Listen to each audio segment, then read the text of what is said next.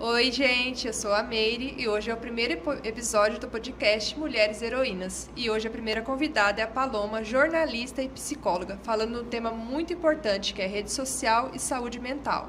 Oi, tudo bem, Paloma? Fala um pouquinho de você e vamos começar esse bate-papo muito gostoso.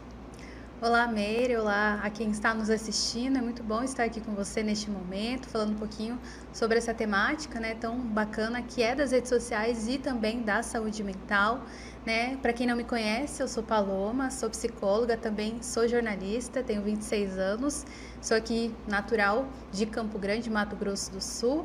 E é um prazer estar aqui participando com você, apoiando esse projeto também, agora no podcast Mulheres Heroínas. Então vamos conversar bastante sobre esse assunto. Isso, olha, Paloma, eu tenho visto bastante assim na rede social aquela cobrança do corpo perfeito, daquela mulher toda perfeitinha, e eu vejo assim que muitas mães e mulheres às vezes se sentem assim meio frustradas olhando no espelho, né?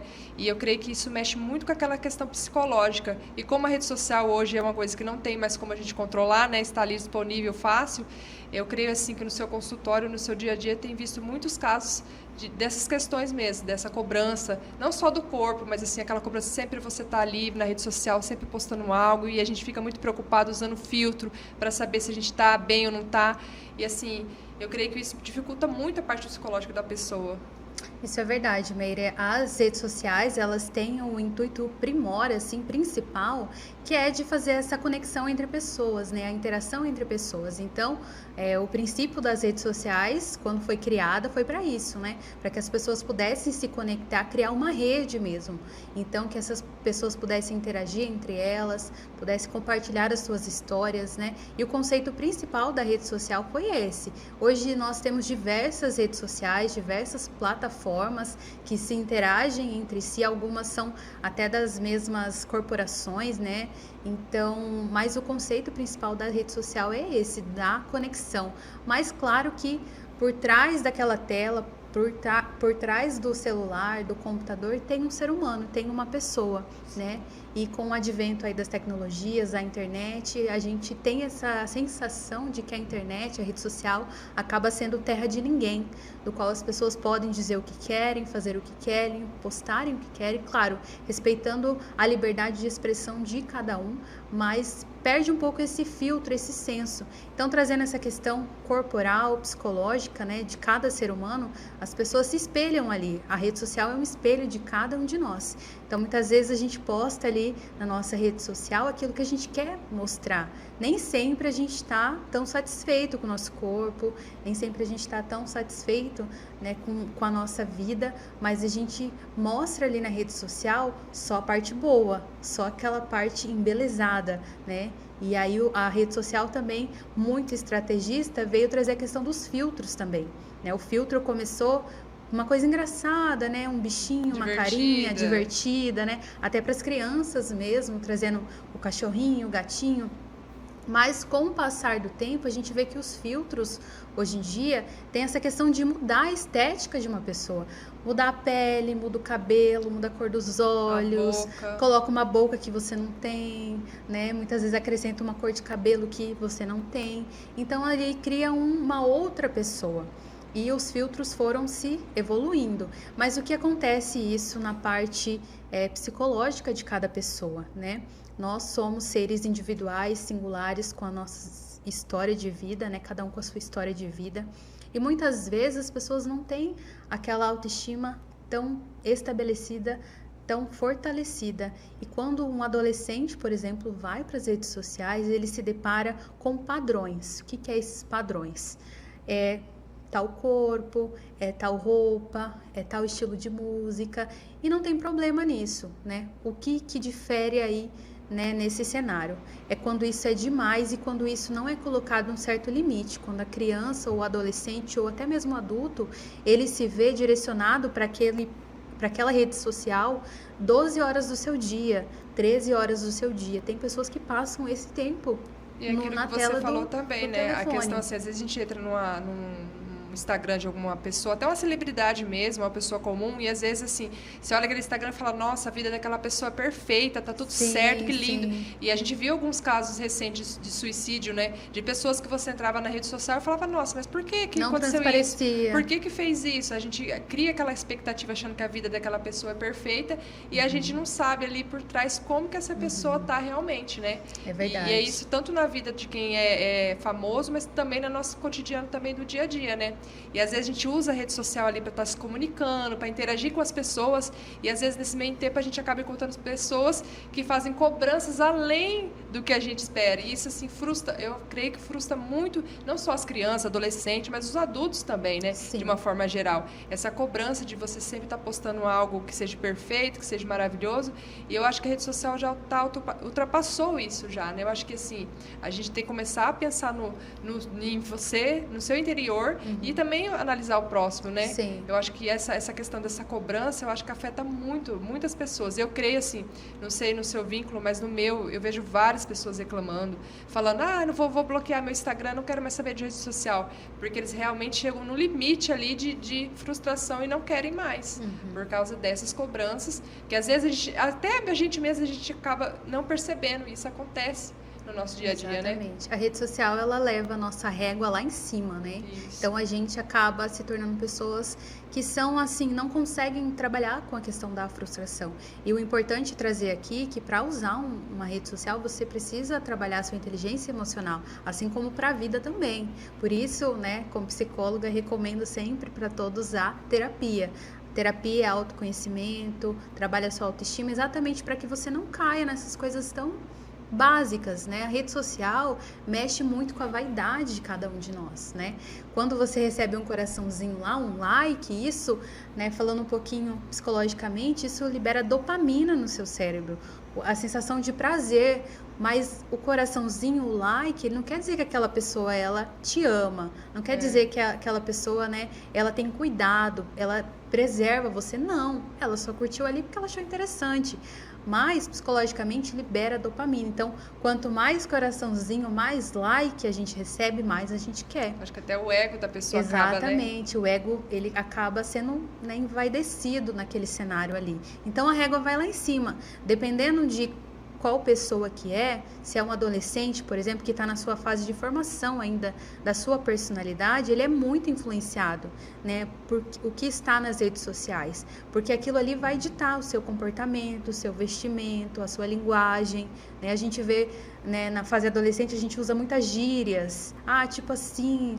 beleza, falo. Então esse tipo de linguagem, né, ele é colocado exatamente porque a gente escuta, muitas vezes num vídeo ali de rede social, a televisão também tem muita influência nisso.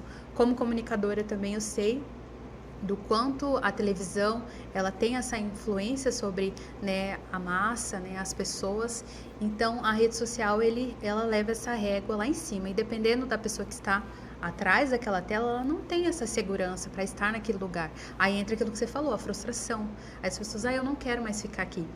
Eu estava até acompanhando um podcast, né, daquela cantora da Luísa Sonza, que teve toda aquela repercussão sobre a traição, e ela escreveu até uma música, né, com Fez o uma nome. carta também, Fez né? uma carta, falou na Ana Maria Braga, então repercutiu bastante.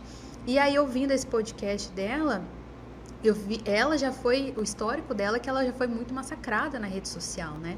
A rede social, os haters, muitas opiniões sobre quem ela deveria ser, como ela deveria ser e sobre a personalidade que ela era. Então, assim, a rede social, as pessoas muitas vezes colocam ali opiniões que não são verdade. Elas não conhecem o contexto, elas não conhecem aquela na verdade, pessoa. a gente conhece a vida profissional dela, mas a gente não conhece a vida convive, a gente não tem a profissional, vida pessoal exatamente. com aquela pessoa, né? Exatamente. E às vezes a gente, com essas questões assim, a gente, sem perceber, acaba prejudicando o outro, né? Exatamente. Por isso que você vê os casos de depressões agora, ultimamente, estão lá em cima, né? E aquilo que você falou, essa questão da terapia, de você se autoconhecer, eu acho que é muito importante, porque você tem que se preservar, claro, mas você também tem que se preocupar com a parte psicológica, porque antigamente quando você falava de, eu preciso de um psicólogo, todo mundo falava, não, psicólogo é de doido, e assim, não é assim. Não. Eu acho que terapia é uma coisa muito importante, para quem não conhece, devia se aprofundar, ler um pouco, procurar um profissional, né, que esteja apto a atender, e realmente pedir ajuda. Eu acho que a questão de você querer aceitar que você não está bem e pedir ajuda, eu acho que é o importante, né, em todas as áreas, não só na rede social, mas na vida pessoal, na vida profissional. Eu participo de várias coisas com várias mães, assim, eu sinto muito isso da questão da mãe atípica também, que ela é muito cobrada, mas eu creio que todas as mulheres já passaram por isso algum dia, alguma vez, tanto no relacionamento, no trabalho, e a rede social veio aí muito forte, né, com essa questão. E eu acho que a gente tem mesmo que se preocupar nessa questão do que a gente vai falar com a pessoa, criticar, porque a gente não sabe a vida daquela pessoa como é. Verdade. Às vezes ela expõe aquilo na rede social porque ela está sufocada e ela quer jogar aquilo para fora. E às vezes ela vai na rede social e ela vai desabafar ali, né? E aí às vezes piora a situação, exatamente. né? É bem isso mesmo. Aquela pessoa, eu vi até uma frase que fala assim, a pessoa que ela está sangrando, ela quer sangrar em cima de outra pessoa também. Ou seja, pessoas que são mal resolvidas, são machucadas, elas machucam outras pessoas. E a rede social a gente vê esse efeito manada mesmo, do qual um comentário de ódio gera outro comentário de ódio. E as pessoas, elas só mostram ali quem elas realmente são, com seus preconceitos, com as suas opiniões, né? E a questão da depressão, a rede social ela é um gatilho muito forte para quem sofre com depressão, para quem sofre com ansiedade, é um gatilho muito pesado. Então, no Setembro Amarelo, a gente trabalhou também bastante essa questão dentro do consultório, né, com os meus pacientes. Trabalhei bastante essa questão de autoafirmação de quem você é, porque quando a pessoa ela tem essa percepção de quem ela é, de como ela é, dos seus limites, o autoconhecimento, ela não cai nesse tipo de teia, nesse tipo de rede, né? Porque ela está bem estabelecida. E a pessoa que está sofrendo, está em sofrimento, um transtorno depressivo, um transtorno ansioso, ela está muito mais vulnerável naquele cenário, né? E você vê que a gente até conversava aqui nos bastidores que a rede social acaba sendo um entorpecente ali, né? Um anestésico, porque você tá ali na frente de uma tela e você tá vendo a vida alheia, a vida de outras pessoas, então você sai um pouco do seu. Na verdade, tomar cuidado com o que você fala. Eu acho que quando você não tem coisas boas para falar para alguém, que você não fale, que você guarde para você, porque às vezes não é isso que a pessoa quer escutar. É lógico que a gente não pode criar uma vida perfeita, que não existe, não existe. A gente tem que saber lidar. Só que eu acho que se cada um começar a se preocupar com o seu próximo e ver as suas atitudes, porque às vezes você fala daquela pessoa, mas você não olha para si mesmo. E você é pior que aquela pessoa. Exatamente. Então é isso. Eu acho que quanto mais pessoas levar a positividade para as pessoas, a questão de você entender que ninguém é perfeito, que ninguém é igual a ninguém, né? Não importa a cor, religião. Eu acho que cada um tem o seu propósito, né? Sim. E a gente tem que realmente lidar com isso de uma forma mais inteligente, eu acho. Exatamente. Eu creio porque que a rede social em si, ela não vai mudar, né? As pessoas não vão parar de depositarem fake news, discursos de ódio, opiniões, não vão parar. O que muda é a gente se preservar quanto a isso, né? Eu vou separar, assim, 3, 4 horas do meu dia sem celular. Você vai estar trabalhando na sua saúde mental, você vai estar ocupando a sua mente com outras coisas, coisas mais assim. Você falou uma coisa agora interessante. Eu conheci uma terapeuta que ela falou pra mim que ela tira um dia da semana que ela só responde a filha dela. Ela não entra em rede social nenhuma. Ela fala que aquele dia ela tá tirando a toxina do corpo. Ela fala. É o detox. O detox, o dia do detox, que ela fala que ela tinha aquele dia só pra ela. Sim. E ela falou que a partir do momento que ela começou a fazer isso, parece que a vida dela começou a fluir muito mais e mais leve. Ela falou, Miriam, eu estava assim, sufocada já. E eu falei, não, nesse dia eu só vou atender a minha filha, que é a minha prioridade. Porque o resto pode esperar. A sua cabeça se enche de preocupações, se enche de pensamentos atravessados ali, porque você tem um mar de informações o tempo todo e a sua cabeça não tem um minuto de descanso ali. Um minuto de paz. Nem um minuto de paz, então a sua cabeça chega uma hora e fala, ei, né? E a gente começa a somatizar isso no corpo mesmo. Você começa a sentir sentimentos de dependência mesmo no telefone. Tem pessoas que não conseguem ficar longe do telefone. É como se fosse algo seguro ali. Então é sinal de que você está dependente do telefone, das redes sociais. Se isso está acontecendo, eu tive até um caso, né, do qual a pessoa sentia falta de ar, taquicardia por ficar longe do celular, longe das redes sociais, né? Então é algo muito sério, assim. Então para você trabalhar a sua saúde mental e você quer achar esse equilíbrio, não tem problema você ter a sua rede social. Você mesmo usa a rede social até para divulgar a história, né? A sua história como mãe do Shane, apoiar outras causas também, as mães do Shane, mães atípicas, é um instrumento que facilita ali esse acesso, essa conexão. Meu caso é um bom assim para falar, porque eu criei a rede social numa época que eu estava realmente com a parte psicológica muito afetada. E eu decidi criar essa rede social realmente para não só expor aquilo que eu estava sentindo, mas que as pessoas também se encorajassem também e não perdessem aquela vontade de falar, também posso. Sim. E aí foi quando eu criei as redes sociais. Então, assim, eu acho que isso é uma coisa muito boa. A rede social, ela veio, sim, para ajudar, só que a gente tem que ter um pouquinho de cautela, né? Cautela. Exatamente. Essa é a palavra-chave, cautela. Tudo na nossa vida a gente tem que ter um equilíbrio, né? Como a gente já conversou, tudo que você for fazer, né? Seja um esporte, seja o uso das redes sociais, seja a sua alimentação, né? Tudo que você for fazer tem que ser no equilíbrio, porque tudo em excesso faz mal, tudo em falta também. Então a gente tem que sempre na nossa vida trabalhar esse equilíbrio mesmo. Então, dentro da saúde mental, trazendo, né, principalmente nós que acabamos de sair do Setembro Amarelo, é importante a gente trabalhar e tomar cuidado, porque a gente não sabe o que o outro está passando. Toda vez que você tem a ideia, tem a ação de escrever um comentário maldoso sobre uma pessoa, você talvez pode estar ajudando, sendo gatilho para que aquela pessoa tire a própria vida. Então isso é muito sério, isso é muito grave, né?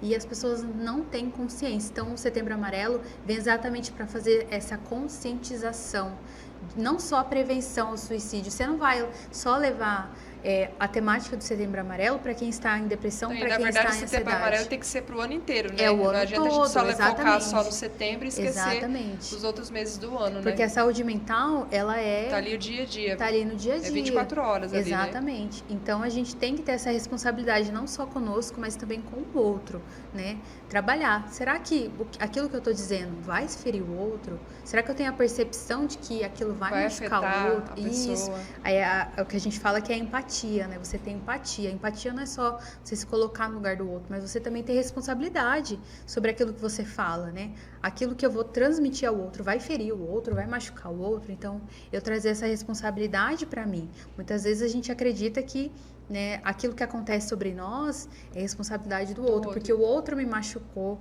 porque o outro me feriu, mas quantas vezes a gente também não se responsabilizou por aquilo, né? Verdade. Muitas vezes a gente levou, né, aquela pessoa ao extremo dela, exatamente. E então, a gente acaba esquecendo do nosso umbigo, né? Que é aquele tema, né? Esquecendo do nosso próprio umbigo, a crítica dos outros, mas às vezes você está criticando aquela pessoa, algo que você está fazendo errado e você acha que o outro é culpado daquela situação, exatamente. Né? Tem até uma passagem bíblica que fala, né? Tire a trave dos seus olhos primeiro, para que você possa enxergar. E muitas vezes a gente não enxerga o quão mal a gente está fazendo a nós e ao outro também. E a responsabilidade afetiva é tanto conosco quanto com o outro também. Eu acredito que se a gente tivesse um mínimo disso, a gente viveria numa sociedade muito melhor, assim, muito mais conscientizada. Verdade. Olha, o tema foi maravilhoso. Eu quero agradecer, Paloma, pela sua participação, tá? Quero que você fale um pouquinho da sua rede social para quem quiser seguir você, quiser marcar uma consulta, que vale super a pena, né, gente? Que terapia hoje, que a gente vê muitas coisas passando na televisão, a gente vê que a terapia veio para ficar na vida das pessoas, para realmente ajudar a lidar com certas situações, frustrações, ou até mesmo se você se encorajar, né? Às vezes você tem aquele medo por falta de coragem de você tomar aquela atitude, né? Aí fala um pouquinho para quem quiser seguir você, marcar uma consulta. Eu, conversando com um amigo meu, ele só exemplificando, ele falou assim, eu não vou na terapia hoje. Eu falei, por quê? Mas, eu não tô com problema. Meu problema é tão pequeno. Eu falei, não, mas não é assim que funciona, né? A terapia. Então, muitas vezes a gente acha que o nosso problema é pequeno, que a gente não tem problema, mas muitas vezes a terapia é isso, para que você fortaleça a sua personalidade, para que você se conheça, para que você trabalhe a sua inteligência emocional, que hoje cada vez mais é necessário pra gente lidar... As áreas da vida, todas as áreas, seja profissional, pessoal, então... Relacionamento. Exatamente. Então, eu fico muito agradecida pela oportunidade de conversar um pouco mais sobre isso. Estou sempre à disposição. É bom aí. ter mais assuntos aí. Mais assuntos para a gente trabalhar, né? Trabalhar. E a minha rede social, para quem tiver, né, interesse em procurar saber um pouquinho mais, lá eu posto bastante conteúdo sobre autoestima também, autoconfiança e a importância da terapia. Então, terapia não é para doido, terapia é para pessoas corajosas que querem se conhecer. Então, o meu Instagram é @psipalomortega. No Facebook também, Paloma Yara Ortega Gomes, você me acha. E posso divulgar meu telefone? Pode. Meu telefone também, se você quiser marcar uma avaliação, uma consulta, é o 67 992 38 6895.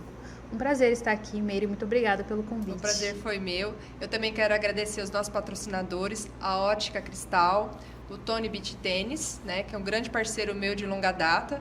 E também quero agradecer a todos os parceiros da página também que estão com a gente e a Recursos SA Soluções Administrativas, que também está no nosso lado nessa jornada de autoconhecimento, para que todas as mulheres se sintam realmente verdadeiras heroínas, que é o que nós somos, né? É o verdade. que a gente merece, nada melhor que isso, É né? verdade. E quem quiser acompanhar todo o conteúdo, é só ir nas redes sociais do Estado Play, o Estado Play Online MS, também na rede social Diário Mulheres Mãe Fit, e também no Diário de Dois Heróis, também que a gente conta um pouquinho de várias histórias. E também a rede social Mulheres Heroínas. E conto com vocês, gente. Obrigada e até mais. Obrigada, Paloma, mais uma vez. Eu que agradeço.